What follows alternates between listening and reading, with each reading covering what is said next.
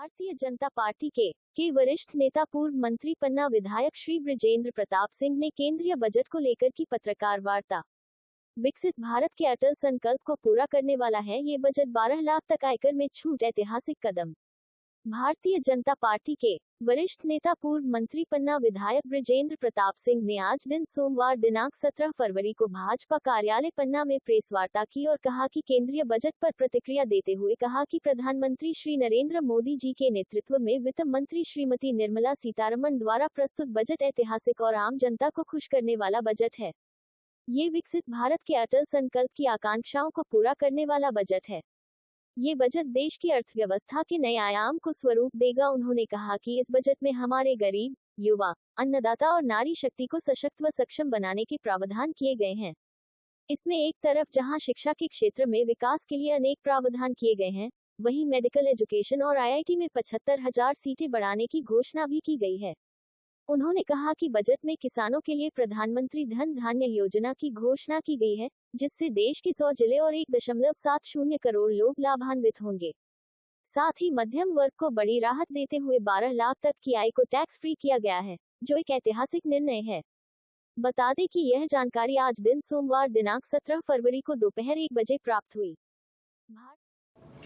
केंद्र के बजट को लेके आज हम लोगों ने प्रेस कॉन्फ्रेंस की है और मैं ये मानता हूँ कि जो ये केंद्र का बजट आया है, इससे चाहे वो तृतीय श्रेणी का कर्मचारी हो, चाहे मिडिल क्लास का व्यक्ति हो, एक बहुत बड़ा सपोर्ट इस बजट में मिला है। क्योंकि जो टैक्सेस की छूट दी है 12 लाख तक की, क्योंकि पहले जो छूट देते थे, पहले 2.5 लाख में दी थी, फिर 5 में दी, फिर 7 में दी, अब वो स्लैब जो बढ़ा के 12 लाख किया है, इससे बहुत बड़ा एक रिलीफ हमारे मिडिल क्लास के लोगों को और तृतीय श्रेणी के कर्मचारियों को मिला है। साथ साथ इसमें ये भी देखा गया है कि हर वर्ग के चाहे वो किसान हो, चाहे युवा हो, चाहे महिला हो, चाहे गरीब हो, सबका ध्यान रखा गया इस बजट में। और इसलिए मैं मानता हूँ ये एक ऐतिहासिक बजट है और इससे ये दिखता है कि जो एक दृढ़ संकल्प हमारे माननीय मोदी जी का है एक विकसित भारत बनाने का, वो इस बजट के माध्यम से परिलक्षित भी हो रहा है। और इसलिए मेडिकल साइड में भी देखें, IIT के उसमें देखें, उसमें 75,000 से ज़्यादा 5 साल में वैकेंसीज भरने के लिए भी इसमें टारगेट रखा गया है। अगले साल 10,000 करीब वो भर भी रहे हैं। युवाओं को प्रशिक्षित करने के लिए कौशल विकास केंद्र भी 5 खोले जा रहे हैं। किसानों को यूरिया की समस्या जो बनी रहती थी, उसको भी समाधान करने के लिए असम में एक नया प्लांट डाल रहे हैं, जो बजट में इस बार लाया गया है।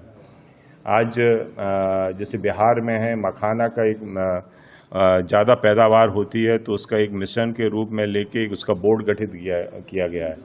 दालों में आत्मनिर्भरता हमारी आए, उसके लिए 6 साल के अंदर एक आत्मनिर्भर बनाने के लिए उसमें काम कर रहे हैं, उसको भी एक मिशन के रूप में ले रहे हैं।